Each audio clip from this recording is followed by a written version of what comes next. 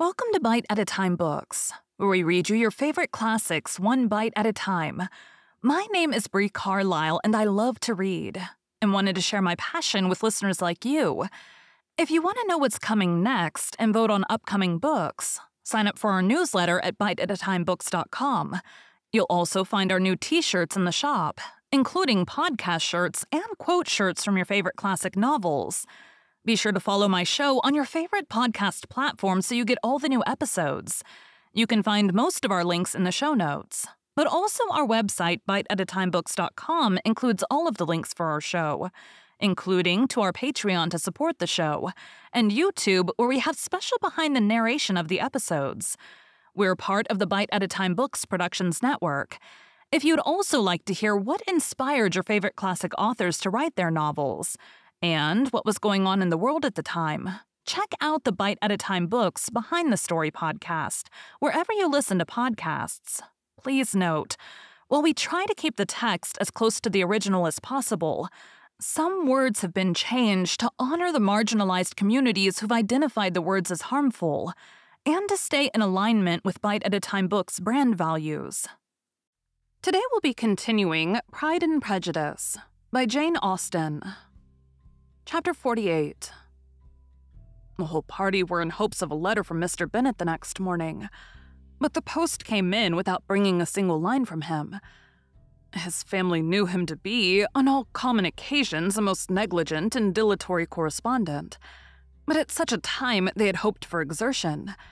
They were forced to conclude that he had no pleasing intelligence to send. But even of that, they would have been glad to be certain. Mr. Gardiner had waited only for the letters before he set off.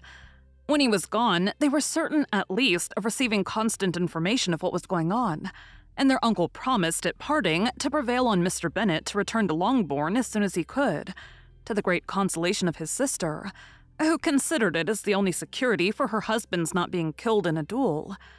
Mrs. Gardiner and the children were to remain in Hertfordshire a few days longer, as the former thought her presence might be serviceable to her nieces. She shared in their attendance on Mrs. Bennet, and was a great comfort to them in their hours of freedom. Their other aunt also visited them frequently, and always, as she said, with a design of cheering and heartening them up, though as she never came without reporting some fresh instance of Wickham's extravagance or irregularity, she seldom went away without leaving them more dispirited than she found them.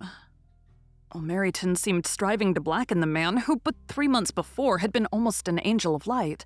He was declared to be in debt to every tradesman in the place, and his intrigues, all honored with the title of seduction, had been extended into every tradesman's family. Everybody declared that he was the wickedest young man in the world, and everyone began to find out that they had always distrusted the appearance of his goodness. Elizabeth, though she did not credit the above half of what was said, believed enough to make her former assurances of her sister's ruin still more certain, and even Jane, who believed still less of it, became almost hopeless, more especially as the time was now come, when if they had gone to Scotland, which she had never before entirely despaired of, they must in all probability have gained some news of them. Mr. Gardiner left Longbourn on Sunday. On Tuesday, his wife received a letter from him. It told them that on his arrival he had immediately found out his brother and persuaded him to come to Gracechurch Street, that Mr. Bennet had been to Epsom and Clapham before his arrival, but without gaining any satisfactory information, and that he was now determined to inquire at all the principal hotels in town, as Mr. Bennet thought it possible they might have gone to one of them, on their first coming to London before they procured lodgings.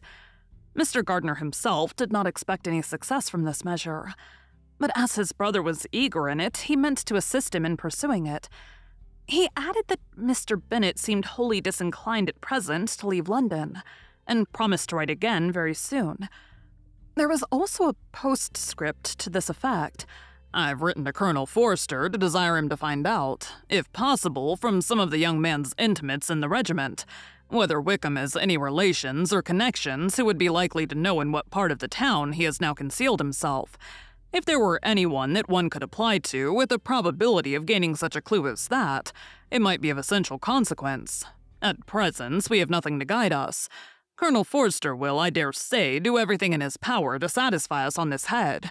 But on second thoughts, perhaps Lizzie could tell us what relations he is now living better than any other person." Elizabeth was at no loss to understand from whence this deference for her authority proceeded, but it was not in her power to give any information of so satisfactory a nature as the compliment deserved. She had never heard of his having had any relations, except a father and mother, both of whom had been dead many years. It was possible, however, that some of his companions in the Shire might be able to give more information, and though she was not very sanguine in expecting it, the application was a something to look forward to. Every day at Longbourn was now a day of anxiety, but the most anxious part of each was when the post was expected. The arrival of letters was the first grand object of every morning's impatience. Through letters, whatever of good or bad was to be told would be communicated, and every succeeding day was expected to bring some news of importance. But before they heard again from Mr. Gardner, a letter arrived for their father, from a different quarter, from Mr. Collins, which, as Jane had received directions to open all that came for him in his absence, she accordingly read. And Elizabeth, who knew what curiosities his letters always were, looked over her and read it likewise. It was as follows. "My dear sir, I feel myself called upon by our relationship and my situation in life to condole with you on the grievous affliction you are now suffering under, of which we were yesterday informed by a letter from Hertfordshire. Be assured, my dear sir, that Mrs. Collins and myself sincerely sympathize with you, and all your respectable family in your present distress, which must be of the bitterest kind, because proceeding from a cause which no time can remove, no argument shall be wanting on my part that can alleviate so severe a misfortune, or that may comfort you under a circumstance that must be of all others most afflicting to a parent's mind. The death of your daughter would have been a blessing in comparison of this, and it is the more to be lamented because there is reason to suppose, as my dear Charlotte informs me, that this licentiousness of behavior in your daughter has proceeded from a faulty degree of indulgence, though at the same time, for the consolation of yourself and Mrs. Bennet, I am inclined to think that her own disposition must be naturally bad, or she could not be guilty of such an enormity at so early an age. Howsoever that may be, you are grievously to be pitied. In which opinion I am not only joined by Mrs. Collins, but likewise by Lady Catherine and her daughter, to whom I have related the affair. They agree with me in apprehending that this false step in one daughter will be injurious to the fortunes of all the others. For who, as Lady Catherine herself condescendingly says, will connect themselves with such a family? And this consideration leads me moreover to reflect, with augmented satisfaction, on a certain event of last November. For had it been otherwise, I must have been involved in all your sorrow and disgrace. Let me advise you then, my dear sir, to console yourself as much as possible, to throw off your unworthy child from your affection forever, and leave her to reap the fruits of her own heinous offense. I am, dear sir, etc., etc." Mr. Gardner did not write again, till he had received an answer from Colonel Forster, and then he had nothing of a pleasant nature to send. It was not known that Wickham had a single relation with whom he kept up any connection, and it was certain that he had no near one living. His former acquaintance had been numerous, but since he had been in the militia, it did not appear that he was on terms of particular friendship with any of them. There was no one, therefore, who could be pointed out as likely to give any news of him, and in the wretched state of his own finances, there was a very powerful motive for secrecy, in addition to his fear of discovery by Lydia's relations. For it had just transpired that he had left gaming debts behind him to a very considerable amount. Colonel Forster believed that more than £1,000 would be necessary to clear his expenses at Brighton. He owed a good deal in the town, but his debts of honor were still more formidable. Mr. Gardner did not attempt to conceal these particulars from the Longbourn family. Jane heard them with horror. "A gamester!" she cried. "This is wholly unexpected. I had not an idea of it."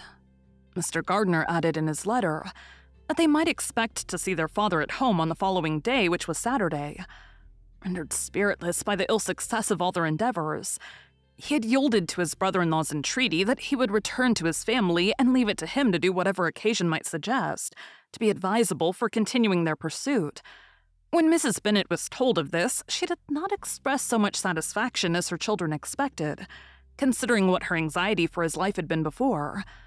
"What, is he coming home, and without poor Lydia?" she cried. Sure, he would not leave London before he has found them. Who is to fight Wickham and make him marry her if he comes away? As Mrs. Gardiner began to wish to be at home, it was settled that she and her children should go to London at the same time Mr. Bennet came from it.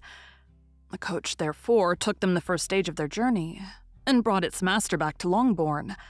Mrs. Gardiner went away in all the perplexity about Elizabeth and her Derbyshire friend that had attended her from that part of the world.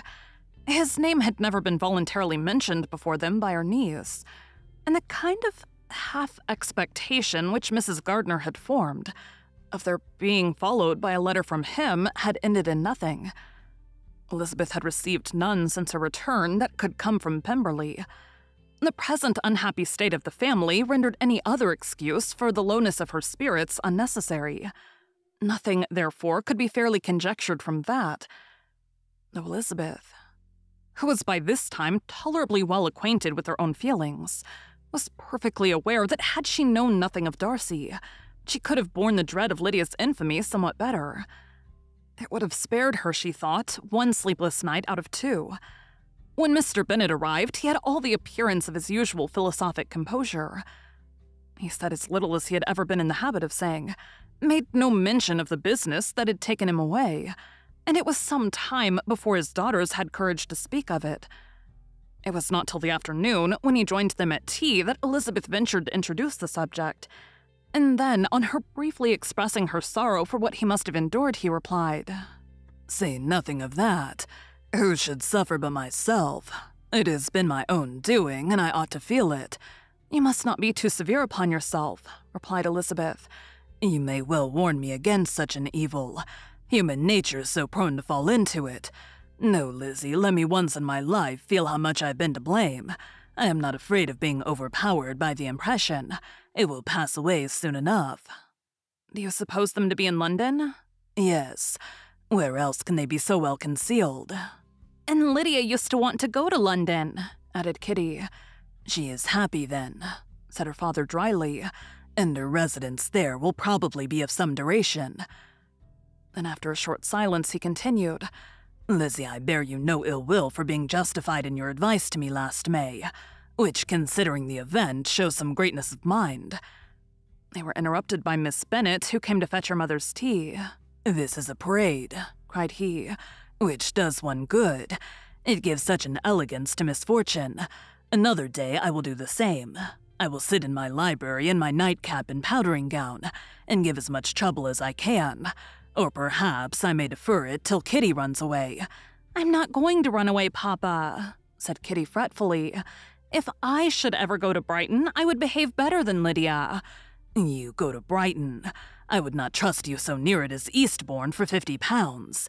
No, Kitty, I have at least learned to be cautious, and you will feel the effects of it.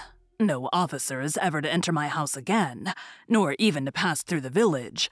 Balls will be absolutely prohibited unless you stand up with one of your sisters, and you are never to stir out of doors till you can prove that you have spent 10 minutes of every day in a rational manner." Kitty, who took all these threats in a serious light, began to cry. "Well, well," said he, "do not make yourself unhappy. If you're a good girl for the next 10 years, I will take you to a review at the end of them."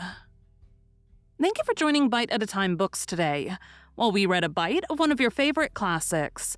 Again, my name is Bree Carlile, and I hope you come back tomorrow for the next bite of Pride and Prejudice. Don't forget to sign up for our newsletter at biteatatimebooks.com and check out the shop. You can check out the show notes or our website, biteatatimebooks.com, for the rest of the links for our show. We'd love to hear from you on social media as well.